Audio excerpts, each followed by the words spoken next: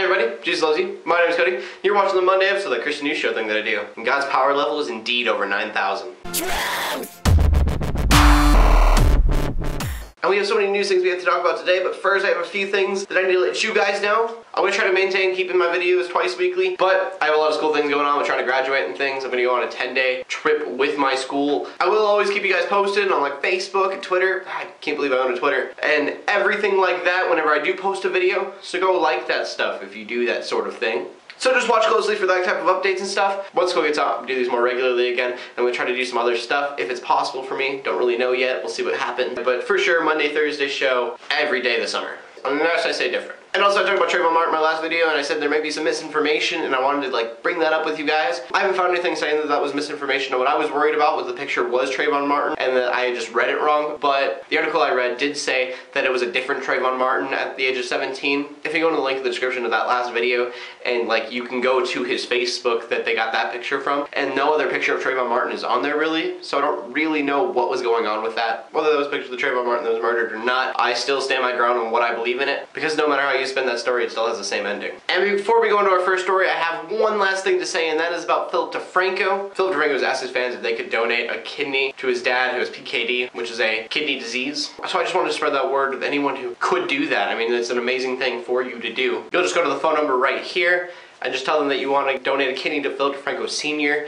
and then they'll try to get a match figured out and see if you're a match for him or not. I personally had to spread the word. Philip Defranco is like my inspiration. Him and Jesus are like the only reason I'm doing what I'm doing. If it wasn't Philip Defranco, I'd be doing something else, but it probably wouldn't be these news stories because I got the idea from him. And anybody who's watching this and has seen Philip Defranco knows that I'm like directly copying what he's doing. I just kind of see what he's doing because he's doing so well, and he does such an amazing job what he's doing that I wish I could do something like that. So Philip Defranco, if you ever watch this, which you probably won't, I am praying for you. I know that doesn't have too much meaning for you, but I do hope this video helps him find a kidney. And if not, you know, he's got a lot of support. He has a lot of fans, but I wanted to spread that word because I wouldn't be doing this if I didn't watch him. So yeah, just wanted to put that in there. And our first story you might have heard on the internet already, especially if you're a Sony fan, because there's rumors about the PlayStation 4, or people are also calling it the PlayStation Orbis. There's been a bunch of different pictures on the internet talking about the Orbis. Further, the megapixels on it are amazing. They'll do like games in 3D and all this different stuff, but everything's a rumor right now. And the things that really bothered me about this was that you can't buy used games, and you won't be able to play your PS3 games on it. Personally, I call myself a gamer, but everybody else would definitely say no to that. Don't own an Xbox, don't own a PS3. I own a Wii, but I didn't buy it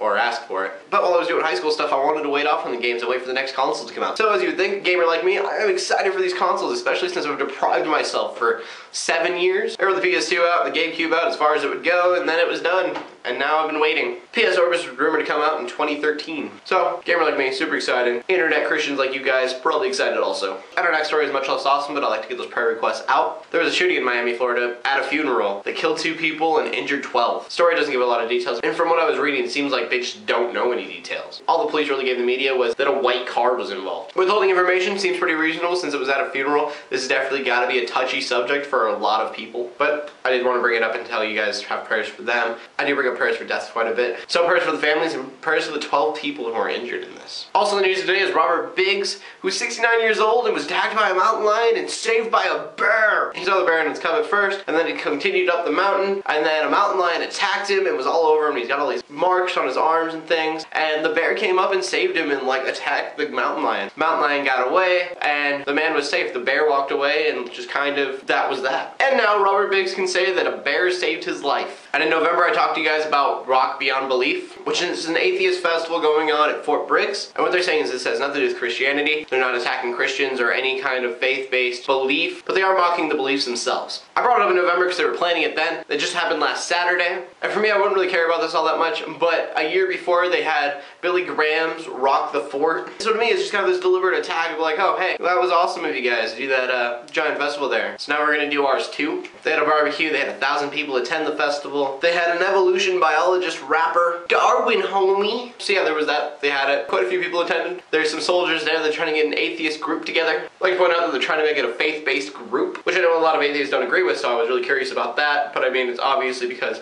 they make it a faith-based group that it gets the same rights as a Christian group or any other religious group for that matter. But to me, it's just really interesting to see the retaliation, and that's what I call it. If the Christians do something and then the atheists do something that's exactly like it to counter it. I'm not knocking you guys about it. I just find it interesting. I think if an atheist did something saying Christians would go and try to counter that also. So yeah, atheists having music festivals, evolution biologists, rappers. And I'll try to talk about this next story pretty quickly. There is a Christian clothing company coming out that's specifically for sports. The clothing company itself is specifically run by Christian athletes, and it blew up with New York Knicks. And it blew up because Jeremy Lin of the New York Knicks was wearing the wristbands. Now with Tim Tebow going to the New York Jets, they're going to have Jeremy Lin try to get him to wear the clothing also, just to make it blow up for the Christians as a whole. The shirts themselves have a great message. It's really awesome to see all these Christian athletes and this rise of Christian athletes in general. So I saw that and I thought that was really cool, all these Christians getting together for one cause. Our final story is about a man who was reading the Bible outside in the public. Now he was 50 feet away from the DMV and the people there. The DMV was closed and he got arrested for reading the Bible. The policeman said that the people didn't have a choice and they had to listen to him, so he could not do that, and that he was invading an open business. Now the two problems with that is that the DMV wasn't even open, so there's no reason for them to be there,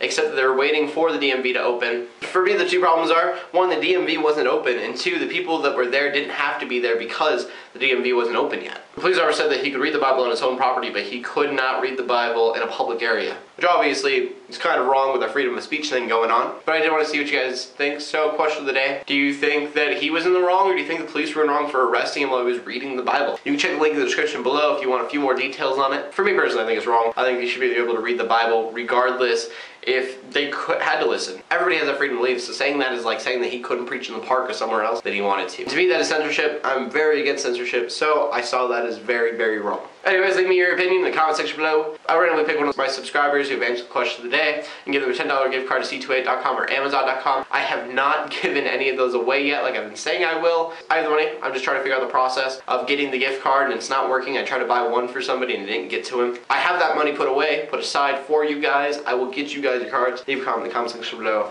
and I will get that to you as soon as possible. I'll message you and let you know if you won or not. You can see in the annotations once I start giving these away. And from that, we go to the verse of the day. And the verse of the day is Mark 16:15. And Jesus said to them, "Go out into all the world and preach the good news to all creation." And all I'm saying with that is just preach. And I know, like in the last story, the guy was persecuted for it. Persecution is going to happen. Preach no matter what. Do all that you can to tell people the good news. Anyways, that's all I found, just the good news today. So, in closing, haters keep hating, Christians keep praying. To everybody, like, subscribe. I will see you later, and God bless.